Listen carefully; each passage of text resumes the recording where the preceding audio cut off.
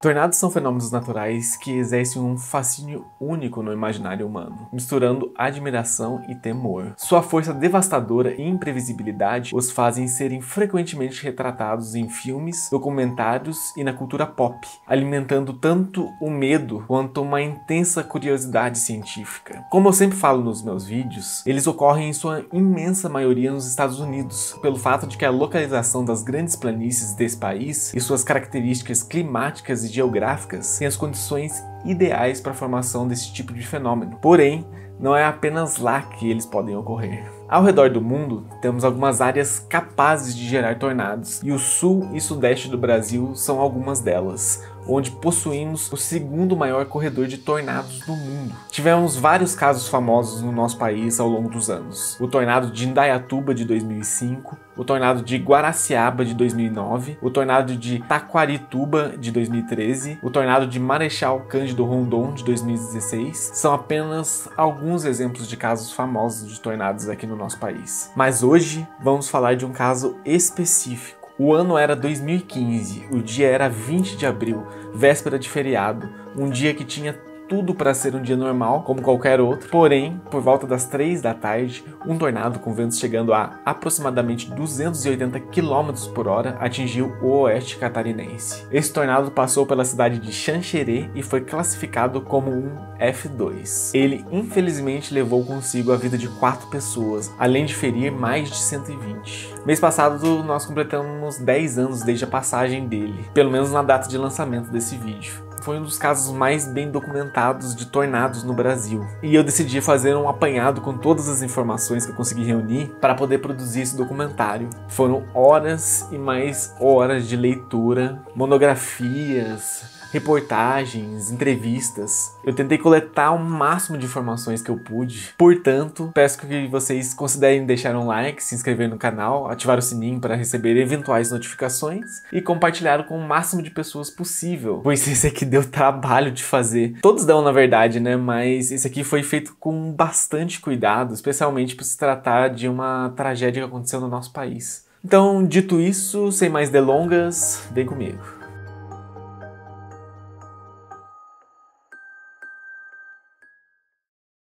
Xanxerê é um município brasileiro localizado no oeste do estado de Santa Catarina, com distância de 508 km da capital estadual, Florianópolis. Considerada uma cidade média pequena, possuía, até o ano de 2014, segundo o IBGE, uma população estimada em 47.679 habitantes em suas áreas urbanas e rurais. É sede da região geográfica imediata de Xanxerê, composta por 13 municípios, e está inserida na região metropolitana de Chapecó, da bacia do rio Uruguai, e é a 31ª maior cidade do estado catarinense. Ela é uma cidade conhecida por sua economia forte, baseada no agronegócio, no comércio dinâmico e na pecuária, com uma cultura marcante. A cidade cedia eventos importantes como a Expo Valley, uma das maiores feiras agropecuárias da região, e festas tradicionais que celebram sua colonização, com influência italiana e germânica. Típica cidade do sul, né? Vale lembrar, pessoal, que essa é uma cidade que está 803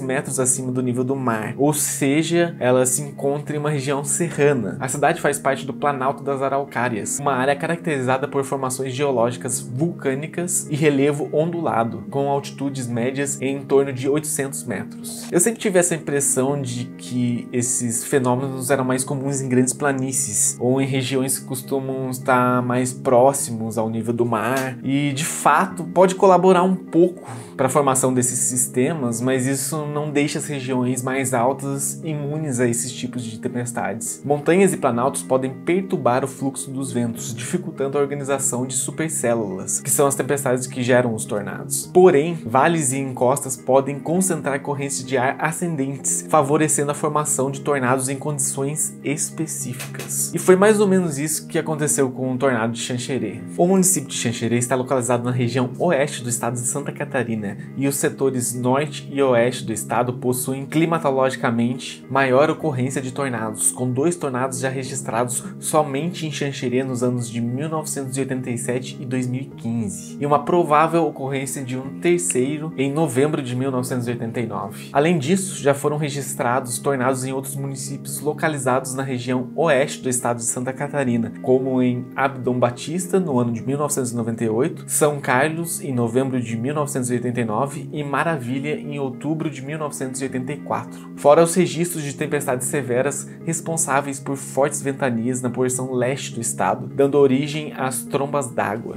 Assim como eu explico em todos os meus vídeos, é extremamente importante a gente entender as condições atmosféricas que levaram esse evento a ocorrer naquele dia. Na noite anterior ao evento, por volta da meia-noite do dia 20, os ventos nos níveis mais baixos da atmosfera estavam soprando de forma mais direta do norte para o sul. Esses ventos estavam trazendo ar quente e úmido da região da Amazônia em direção ao norte da Argentina e ao sul do Brasil. Por volta das 2 da manhã do dia 20 de abril, surgia a formação de um pequeno e ainda isolado núcleo convectivo próximo à fronteira entre a Argentina e o oeste do Rio Grande do Sul. Por volta das 6 da manhã, este sistema convectivo evoluiu e se dividiu em 3 núcleos convectivos principais, com a atuação ainda sobre o mesmo local de formação. Com o passar das horas, esses 3 núcleos se uniram, desenvolvendo um sistema convectivo de mesoescala, que nada mais é do que uma tempestade muito grande, ainda maior do que supercélulas, que aliás podem até estar contidas dentro dela, chegando a ter em média cerca de 100 km de diâmetro, enquanto as supercélulas chegam a ter até 30 km.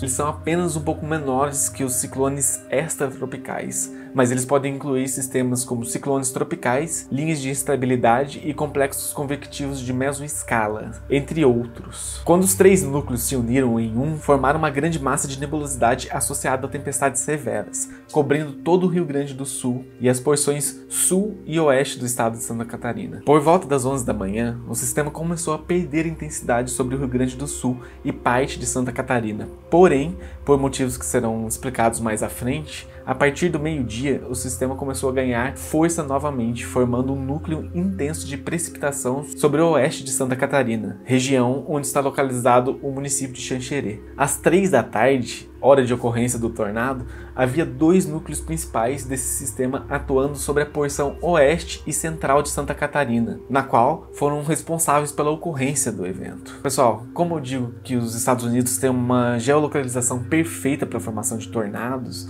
devido aos ares quentes que fluem do Golfo do México em direção norte para as grandes planícies, aqui no hemisfério sul acontece algo semelhante, porém do norte em direção ao sul. Ou seja, os ares quentes e úmidos vêm da região da Amazônia e se encontram com os ares gelados e secos vindos dos Andes e da Patagônia. Isso sem contar outras massas de ar também quentes e úmidas provindas do Oceano Atlântico. Com o passar do tempo, a direção desses ventos foi mudando, inclinando-se mais na diagonal, indo do noroeste para o sudeste. Essa mudança atingiu seu ponto máximo ao meio-dia. Além disso, foi observado que a partir desse momento, os ventos estavam ficando mais fortes em grande parte da Bolívia, com velocidades entre 50 e 54 km por hora. Em contrapartida, entre o Paraguai e o sul do Brasil, os ventos iam ficando mais fracos. Essa diferença pode indicar que o ar estava acumulando nessa área, como se o vento estivesse parando, o que costuma fazer o ar subir. Esse movimento de ar para cima pode ajudar a formar e manter grandes sistemas de tempestades, como o que estava acontecendo naquela região. E como vocês já devem ter percebido, isso também é conhecido como cisalhamento do vento, um ingrediente recorrente que eu sempre falo em todos os meus vídeos que eu falo sobre tornados. Anota isso daí que vai cair na prova, hein? Com essas condições específicas, outra característica que foi notada na atmosfera daquela região foi a extrema umidade que se espalhou pela região nas horas que antecederam a formação do tornado. Uma grande massa de ar úmido que estava sobre o Paraguai moveu-se em direção a Santa Catarina. Essa umidade do Paraguai se juntou a outra massa de ar úmido com características similares, criando uma espécie de caminho de umidade entre o sul do Paraguai e o oeste de Santa Catarina. Essa umidade, combinada com fortes correntes de ar ascendentes, foi essencial para a formação e persistência do sistema convectivo de mesoescala sobre Santa Catarina naquele dia. Além de analisar a umidade perto do solo, também foi importante estudar como estava a umidade em diferentes alturas da atmosfera antes do evento extremo. Para isso, foram criados gráficos mostrando a umidade relativa em várias camadas do ar sobre Xanxerê, desde a superfície até cerca de 16 km de altitude. O que foi observado é que na madrugada e manhã do evento, a umidade estava alta, 75 a 80%. Nas camadas intermediárias da atmosfera, por volta de 5 ou 6 km de altitude, no momento do evento, por volta das 3 da tarde, houve uma rápida secagem nessa mesma altura, com a umidade caindo para menos de 20%. Essa secagem brusca é comum em tempestades violentas como supercélulas. Quando o ar seco evapora as gotas de chuva ou de gelo das nuvens, o ar ao redor esfria e desce rapidamente, criando fortes ventos frios em direção ao solo. Acredita-se que foi essa a causa dos ventos intensos registrados minutos antes do tornado de Xanxerê. Essas sondagens, que foram realizadas durante o dia do evento, entre as 6 da manhã e as 3 da tarde, mostram que o CAP, o Convective Available Potential Energy, ou energia potencial convectiva disponível, teve um aumento de 191 para 1028 joules por quilo. Isso já indicava instabilidade moderada na região. Pessoal, como dito anteriormente, o evento do tornado ocorreu por volta das 3 da tarde. Com base nisso, os meteorologistas filtraram todos os dados que foram coletados naquele dia, incluindo imagens de satélite, análise de fotografias, vídeos e uma avaliação dos danos causados ao longo do percurso em que esse tornado passou pela cidade. E a partir disso, segundo um parecer técnico realizado ainda naquele ano, foi possível determinar a trajetória aproximada do tornado. E esse foi o material que eu estudei para incorporar as informações nesse vídeo aqui. Todos os links estão na descrição, caso vocês queiram dar uma olhada também nesse material. Voltando ao assunto, como estamos falando aqui do Brasil, obviamente a gente não tem as mesmas condições de medição desse fenômeno com tantos detalhes como temos nos Estados Unidos, já que a ocorrência aqui é expressivamente menor do que naquele país. Portanto, muitos dados ficaram faltando, já que não tínhamos, por exemplo, uma equipe de caçadores de tornado ou um radar Doppler móvel que mediria com maior precisão a força dos ventos e o local exato onde ele teria ocorrido.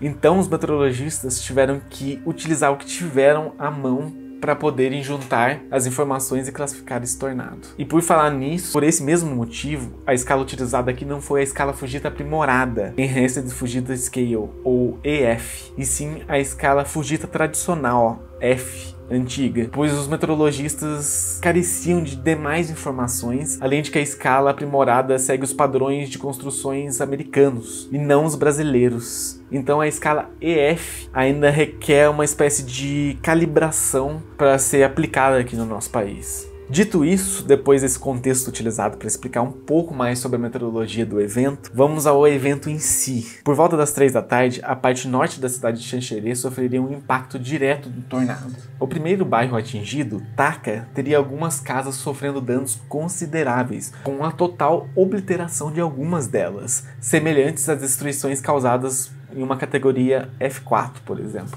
Porém, posteriormente, segundo o parecer técnico, não foi considerada essa categoria, pois em uma investigação mais detalhada, alguns detalhes foram notados, como o poste que se manteve em pé e algumas outras casas aos arredores que não tiveram o mesmo tipo de dano, o que não aconteceria em um caso de uma categoria F4, embora ainda tivesse tombado um caminhão naquele local. Nesse vídeo, postado pelo Elias Bortoluzzi Collet, que eu deixei o link na descrição, junto das referências, bem no ponto do bairro Taka, onde nota-se que se tratava de um tornado envolto em chuva, como muitos que eu já mencionei em outros vídeos, que são tornados extremamente violentos. É como se fosse uma massa de chuva atingindo a cidade.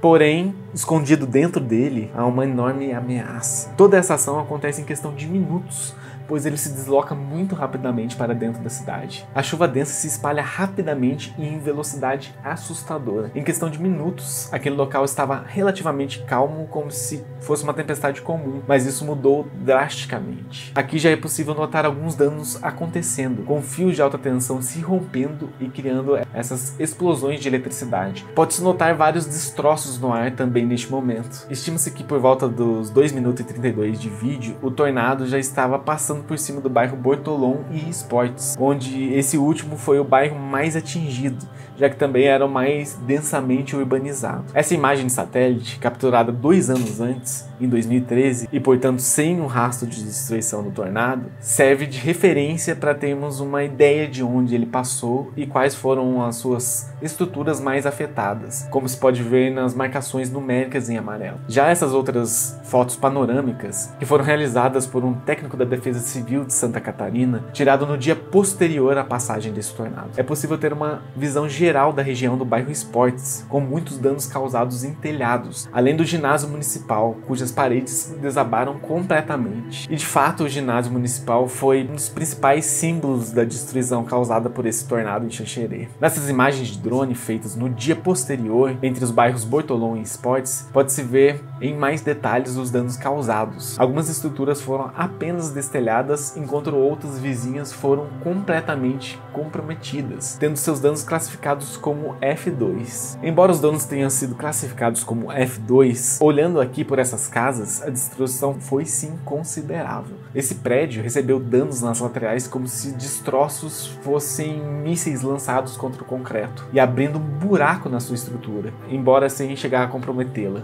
Vale ressaltar também que algumas casas desse local, que não sofreram danos significativos, às vezes estavam um pouco abaixo do nível da rua em relação a outras casas nesse mesmo local. E isso com certeza teve uma influência quando os ventos do tornado passaram por ali, já que estamos falando de uma estimativa de ventos de até 250 km por hora, o que pode não parecer muito, mas é sim uma velocidade considerável. Ainda naquela região, um supermercado que ficava próximo ao ginásio também sofreria um impacto. As câmeras de segurança registraram esse momento em que as pessoas que estavam na rua, completamente vulneráveis, corriam desesperados para dentro para se abrigar. Uma das funcionárias que trabalhava no local foi atingida diretamente pelos estilhaços do vidro que acabou caindo por cima dela.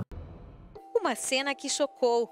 Os estragos causados pelo tornado neste supermercado do bairro dos Esportes foram registrados pelo circuito interno de vídeo monitoramento.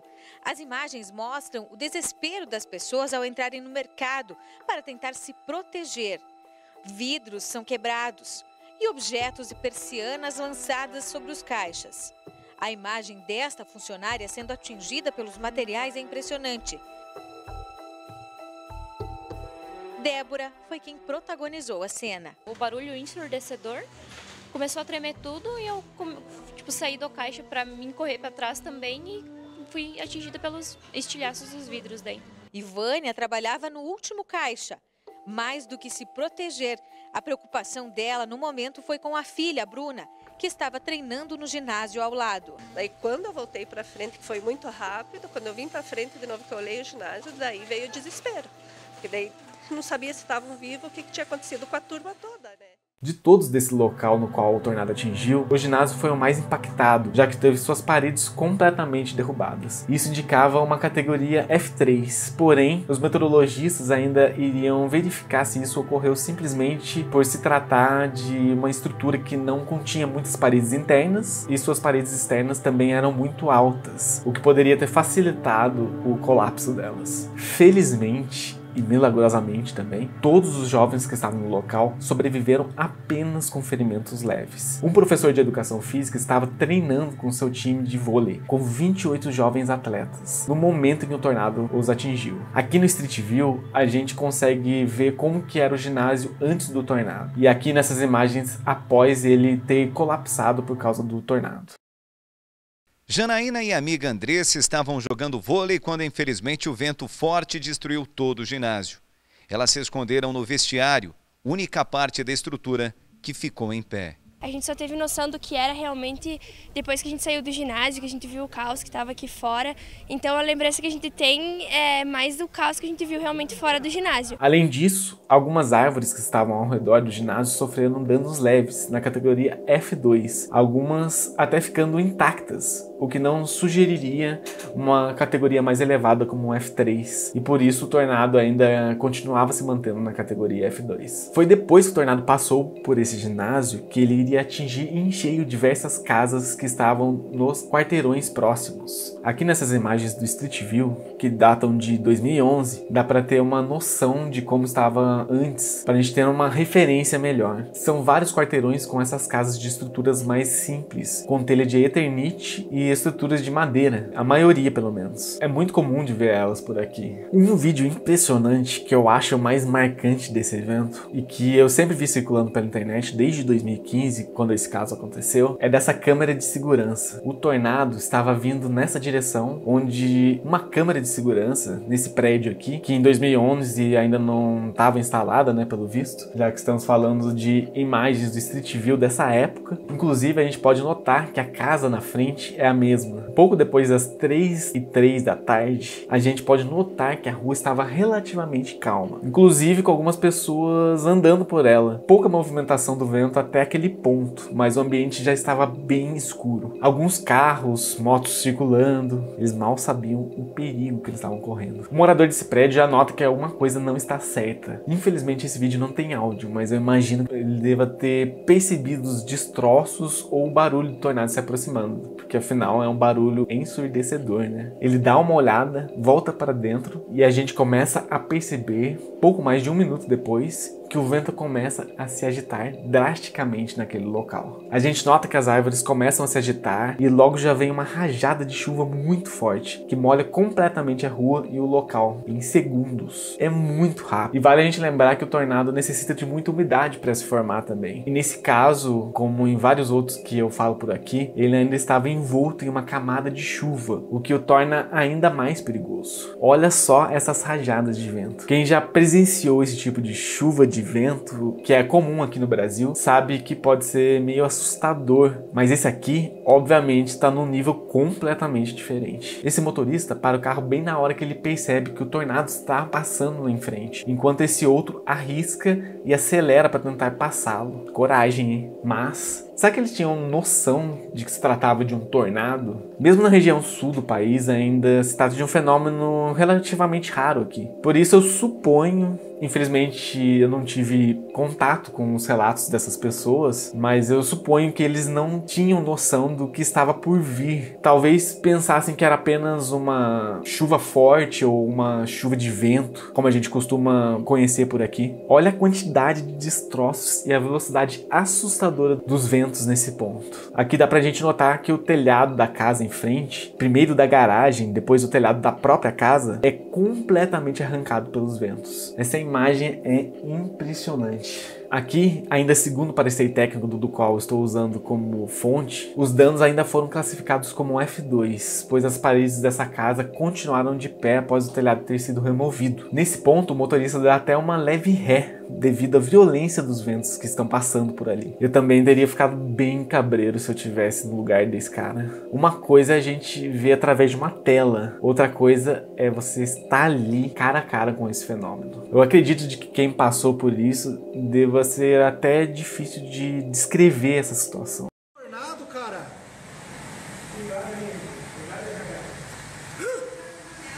Meu Deus, cara. Meu Deus, cara. Meu Deus, ali tá voando tudo.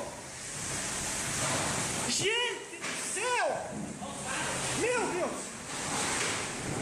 Cara. Ai, ai, ai.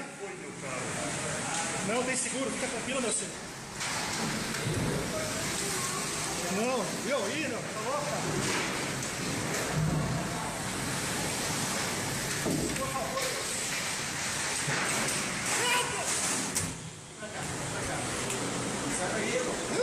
Gente do céu! Viu? Fecha essa porta, cara. Fecha essa porta. Fecha, minha fecha. casa, cara, meu Deus. Não, fica tranquilo, fica tranquilo. A fábrica foi tudo, cara. A fábrica foi tudo. Foi. Meu Deus. Meu Deus do céu. Meu Senhor. Meu Senhor do céu. Na minha casa. E o meu piá, cara.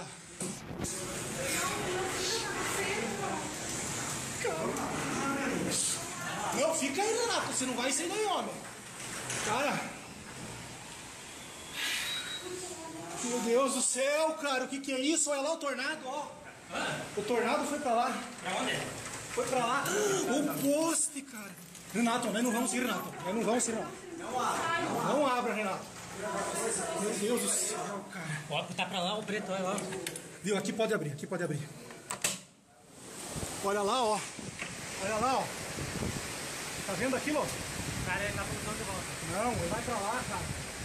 Cara, eu nunca tinha visto aquele negócio ali, cara. Lembra que eu te pedi o que é aquilo? Cara, eu acho que a fábrica tá mexendo nada. Meu Deus do céu, aí, cara. O que foi isso? Já passou.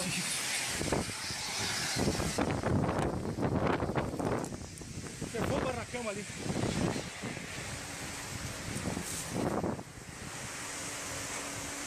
Viu? Foi uma parte do barracão lá. Meu Deus do céu!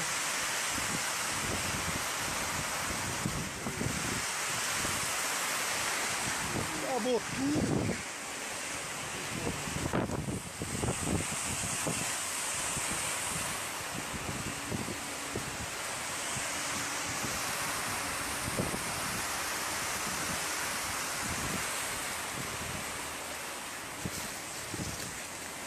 Viu? Temos que ver se não aconteceu nada na fábrica, cara.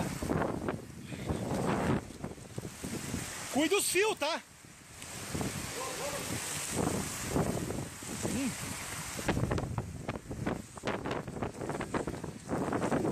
Viu? O lado do seu Adão foi tudo lá, cara. Eu sei, mas tem que ver a fábrica. Sim.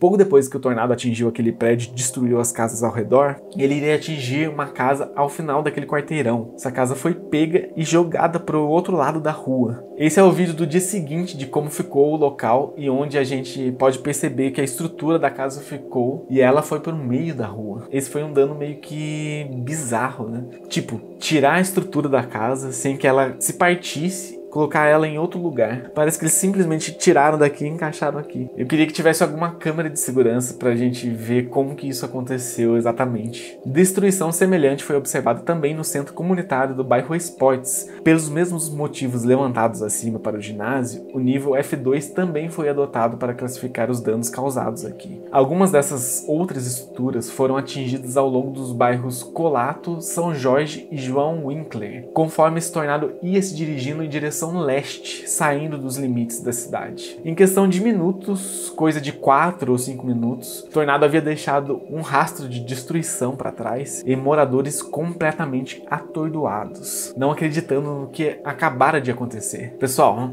a gente não tem registro de, sejam visuais ou por radares, de onde exatamente esse tornado se dissipou, mas foram reportados estragos aos municípios vizinhos de Passos Maia e Ponte Serrada. Contudo, especula-se que outro tornado possa ter se formado e atingido esses outros municípios, mas infelizmente não temos essa confirmação. Um fato curioso é que as pessoas reportaram nessas outras duas cidades de que os objetos das casas que foram atingidas em Xanxerê, como fotos e objetos pessoais, foram encontrados nessas outras duas cidades. Isso comprova a força desse tornado e que, mesmo que tenha surgido outro tornado, ele também faz parte desse mesmo sistema de tempestade. Ainda assim, mesmo não contendo as informações completas, isso foi um tornado mais bem documentado não só do nosso país, mas também de toda a América Latina. E além das imagens impressionantes que nós vimos aqui, que foram coletadas de cinegrafistas amadores, também temos uma quantidade enorme de relatos das pessoas que passaram por esse fenômeno. E eu selecionei alguns deles para a gente contar a história aqui. Uma dessas histórias é de Dona Maria e seu Eli, que estavam em sua casa quando o tornado os atingiu. Eles se viram em meio aos destroços, quando Maria tomou seu marido pela mão e foi correndo buscar ajuda, enquanto outros moradores vinham para auxiliá-los.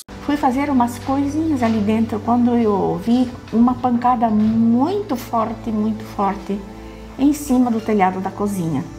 Os escombros chegavam quase até a cintura, que tinham caído né? Só que eu percebi que ficou umas 3 tábuas de madeira que fazia divisória da sala com um corredor com a foto do meu pai. Já naquela época, na vida eterna. Questão de segundos, a gente estava assim no limpo, sem paredes, sem o telhado, sem nada em cima da gente. E os móveis rolando. Quando eu fui para juntar essas fotos, que a chuva já vinha caindo, me abaixei e escorreu sangue assim, muito sangue. Eu fui correndo até a rodoviária, com aquela toalha na cabeça, embaixo de chuva.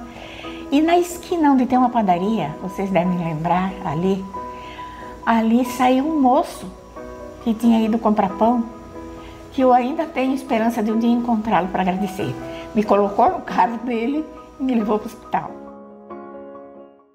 Neiva Maria Fava, moradora do bairro Taca, um dos mais atingidos, estava em sua casa quando saiu para verificar a tempestade. Ela teve tempo apenas de agarrar seu cachorro e quando percebeu, já estava em meio aos escombros de sua casa. 20 de abril foi um dia que foi facultativo e eu estava em casa.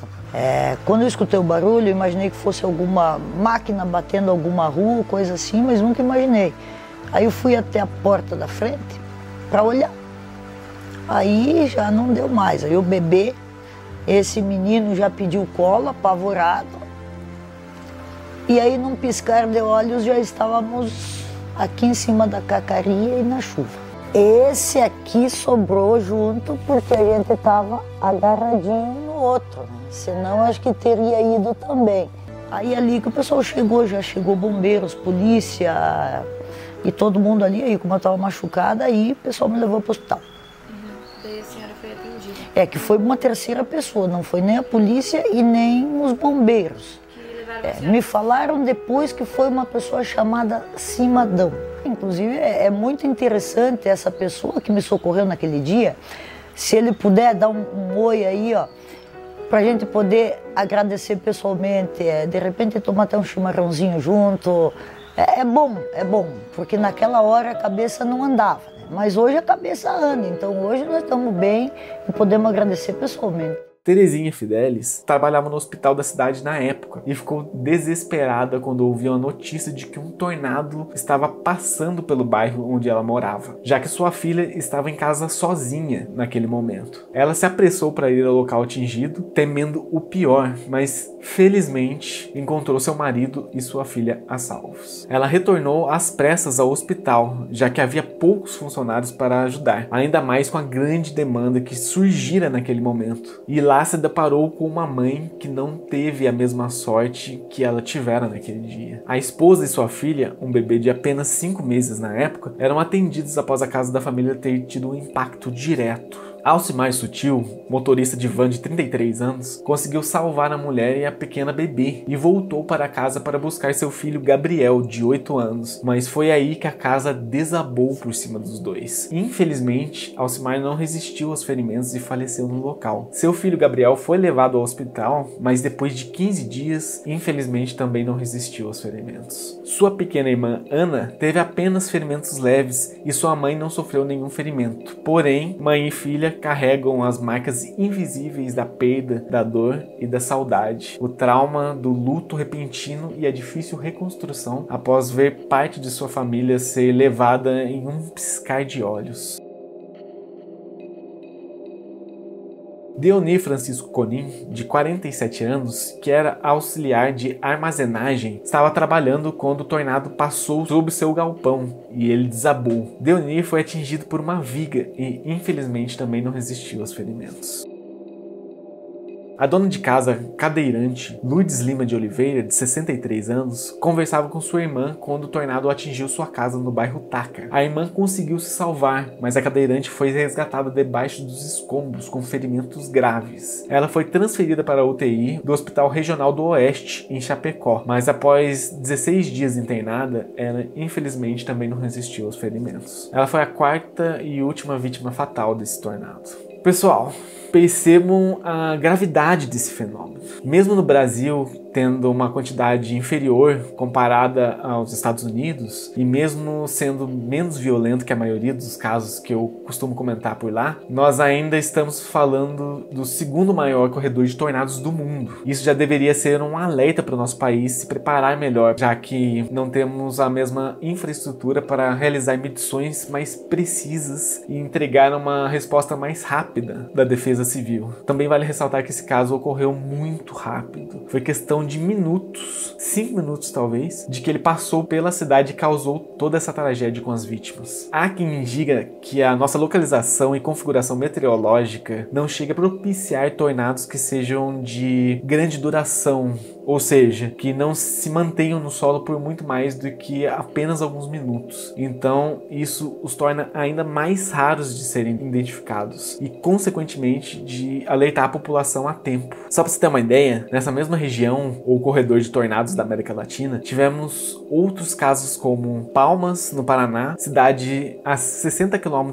de Xanxerê, que em 1959 teve um F3 que causou a morte de pelo menos 27 pessoas em área rural. São Justo, na Argentina, a cerca de 600 km de distância, o que é considerado geograficamente próximo. Teve um F5, o único da América Latina, que causou 80 fatalidades em 1973. Maravilha, em Santa Catarina, teve um F3 em 1984, que causou 3 fatalidades. Guaraciaba, também em Santa Catarina, teve um F4 em 2009, que causou 4 fatalidades. Esses são apenas alguns exemplos de casos que ocorreram aqui no nosso corredor de tornados. E somando ao aquecimento global, que tem acelerado exponencialmente nos últimos anos, a crescente ocorrência de tempestades severas nessas regiões é praticamente certa. Então investir em infraestrutura meteorológica não é apenas uma questão de ciência, mas de proteção à vida. Um compromisso que os governos precisam assumir com urgência para prevenir tragédias e fortalecer a segurança das comunidades. Lógico que não só relacionado a tornados, mas as inundações também são um problema bem recorrente em várias regiões do país, e especialmente nos estados do sul, como vimos estragos que aconteceram no Rio Grande do Sul no ano passado. Mas embora ainda exista muito que a gente progredir nesse quesito, o tornado de Xanxerê sim causou algumas mudanças na infraestrutura e nas políticas públicas, como instalação de novos radares meteorológicos, desenvolvimento de novas estações meteorológicas automáticas de baixo custo, melhorias nos modelos de previsão numérica, propostas de políticas públicas para prevenção e reconstrução. Mas voltando ao caso, como foi dito em uma entrevista com o então tenente-coronel Walter Parisotto, que na época comandava o Corpo de Bombeiros e que hoje atua como diretor da Defesa Civil de Chapecó, nem a população e nem os próprios bombeiros estavam preparados para reagir àquela situação. Segundo ele, os habitantes começaram a ligar e chegar no Corpo de Bombeiros aos poucos, mas logo eles já estavam abarrotados de chamados de emergência e despacharam a única equipe que eles continham no local. As pessoas estavam desnorteadas. Elas voltavam para suas casas, mas como elas estavam simplesmente destruídas, não tinham para onde ir e não conseguiam encontrar seus entes queridos. Isso fez com que uma grande lista de desaparecidos surgisse, porém as mesmas pessoas não reportavam quando encontravam seus parentes, o que causou aos bombeiros uma sensação de que iriam se deparar com uma pilha de corpos no dia seguinte. Não que a situação não tenha sido ruim o suficiente, mas aquele medo foi real para os bombeiros. Como eles não tinham um protocolo de resposta a um desastre desse tipo, as vítimas não tinham um local para onde se reunir. Então muitas delas acabavam indo para as casas de amigos ou parentes, das quais não tinham sido afetadas. E por esse motivo havia um grande desencontro. Os bombeiros iam ajudando da forma com que podiam, atendendo os casos mais graves primeiro, como um homem que ficou com a perna prensada e precisou ser amputada. Essa única equipe trabalhou arduamente até que os reforços chegassem por volta das 10 da noite, já que a comunicação com as cidades vizinhas também tinha sido comprometida, além da falta de energia. Isso fez com que eles ficassem isolados e só conseguissem se comunicar para pedir reforços por volta das 9 da noite, através do hospital da cidade. Havia muita coisa para se fazer. Pessoas feridas que precisavam ser transferidas para centros de UTI, vítimas que ainda precisavam de socorro, além das outras 2 cidades que também haviam sido afetadas e também com tinham feridos. Uma viatura do Corpo de Bombeiros teve que ser enviada para Chapecó para solicitar mais ajuda. Enquanto todos se ajudavam e trabalhavam noite adentro, o apoio maciço mesmo de Chapecó veio apenas na manhã seguinte, onde finalmente puderam avaliar toda a destruição e ter uma ideia do que realmente tinha acontecido, para que pudessem se reorganizar e começar os atendimentos. Até aquele momento, havia muita desinformação sobre o que havia acontecido, por isso era muito confuso para as autoridades saberem quais ações deveriam tomar, quais seriam as demandas. Isso foi uma questão trabalhada ao longo dos anos, já que pela falta de comunicação, por exemplo, não se sabia ao certo quais áreas haviam sido checadas ou não, como o ginásio, em que as equipes, junto a cães farejadores, fizeram buscas, mesmo não contendo ninguém naquela altura, já que todos ali haviam escapado com segurança. O volume de chamados foi tão grande que o que a equipe costumava atender em um mês, eles atenderam em 1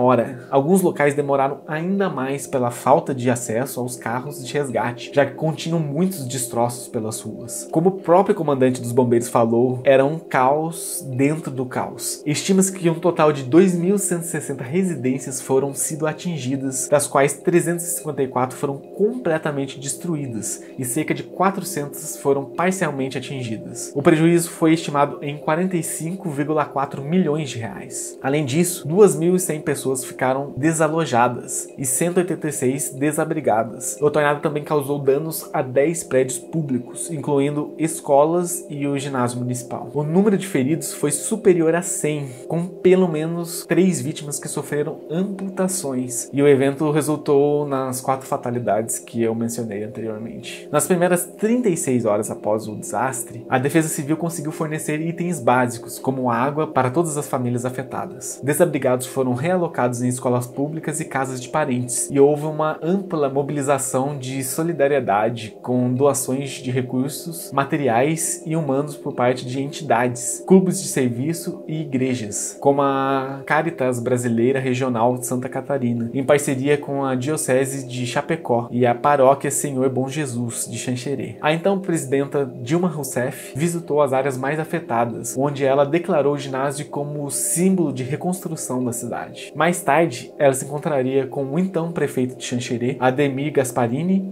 e o então governador do estado de Santa Catarina, Raimundo Colombo, onde discutiriam ações do governo para auxiliar na reconstrução. O governo federal declarou o estado de calamidade pública, permitindo a liberação de recursos emergenciais. O Exército Brasileiro, o Corpo de Bombeiros, a Polícia Militar e a Defesa Civil atuaram de forma integrada para atender a população. Nos meses que se seguiram, a cidade enfrentou o desafio de reconstruir sua infraestrutura, com exceção do estádio esportivo Ivo Sgisardi, será que é assim que se fala? Que permaneceu em ruínas por mais tempo. A iluminação pública foi restabelecida apenas em meados de 2016. A Defesa Civil construiu 30 casas modulares para as famílias de baixa renda, mas muitas optaram por reconstruir suas casas com recursos próprios, doações ou com dinheiro do FGTS. O ginásio esportivo foi reconstruído com verbas federais e municipais, transformando-se na Arena Ivo Sgisardi, que passou a sediar eventos esportivos internacionais como o Grand Prix de futsal feminino e amistosos de vôlei. Nos anos que se seguiram, a tragédia levou a cidade a adotar medidas para se proteger de futuras catástrofes naturais. Foram adquiridos geradores de energia para pronto-socorros, construídos novos postos de combustível para abastecer os geradores e reorganizados os hospitais para melhor atender vítimas em situação de emergência. Além disso, o estado de Santa Catarina investiu em tecnologia e no aprimoramento da estrutura de resposta a desastres, incluindo o envio de alertas por SMS para a população. Apesar da reconstrução física, o trauma emocional causado pelo tornado ainda persiste entre os moradores, sendo considerado o principal desafio a ser superado com o tempo. A tragédia que atingiu Xanxerê em 2015 é um lembrete poderoso da força devastadora da natureza e da fragilidade das estruturas humanas diante aos eventos extremos. Em questão de minutos, vidas foram transformadas, lares foram destruídos e a paisagem da cidade mudou para sempre. A recuperação, ainda que marcada pela solidariedade, deixou cicatrizes profundas que vão além das paredes reconstruídas. Mas é preciso reconhecer que este não foi um evento isolado. A natureza é cíclica e e imprevisível. Assim como o tornado que surpreendeu Xanxerê, outros desastres virão, talvez ainda mais intensos e destrutivos. É apenas uma questão de tempo até que um novo fenômeno, impulsionado por mudanças climáticas e condições atmosféricas adversas, atinja novamente o nosso país. Diante dessa realidade, a lição que fica é clara: não podemos controlar a fúria da natureza,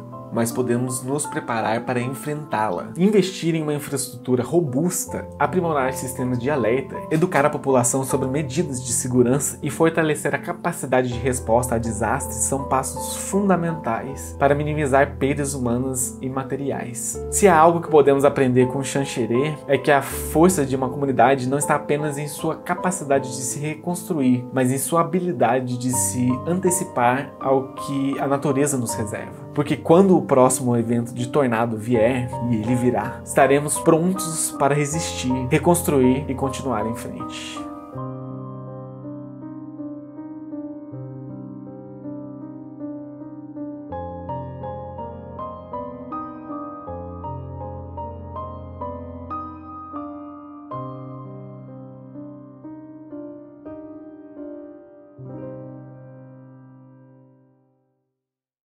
Então é isso, pessoal. Finalmente falando sobre o caso brasileiro aqui do famoso tornado de Xanxerê. Eu queria fazer alguns agradecimentos aqui, que durante a minha pesquisa eu utilizei alguns materiais, como os artigos Características Meteorológicas do Ambiente Sinótico de Mesoscala associadas ao evento de tornado na cidade de Xanxerê, do autor Vitor Vaz Hassan, e o parecer técnico Avaliação da intensidade do tornado ocorrido na cidade de Xanxerê, Santa Catarina, no dia 20 de abril de 2015, do autor professor Dr. Hernani de Lima Nascimento, professor de Meteorologia da Universidade Federal de Santa Maria, o qual também me respondeu algumas dúvidas por e-mail, então eu agradeço a participação deles, mesmo que indiretamente. Pois sem esses documentos seria impossível obter mais detalhes técnicos sobre esse caso, como a força e a trajetória que ele percorreu ao longo da cidade. Fora esses principais, foram inúmeras entrevistas assistidas, podcasts, artigos, notícias, vídeos. Eu deixei cada uma das referências linkadas na descrição desse vídeo, caso vocês tenham interesse em ver o material original. E se você continua aqui, agradeço por ter assistido esse vídeo até o final, mas já estão em produção nesse momento. Como diria o usuário hipercurioso 6544, não sufoque o artista. E não, tô brincando, gente. Eu tô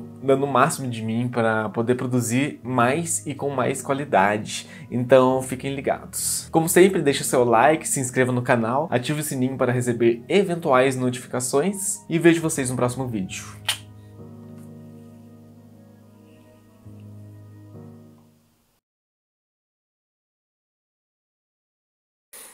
Caraca, mano. Esse é o dia seguinte. Eu tive que parar, carregar a bateria da câmera e começar a gravar o último parágrafo no dia seguinte. Deve estar meio diferente aqui. Sou muito noob, cara.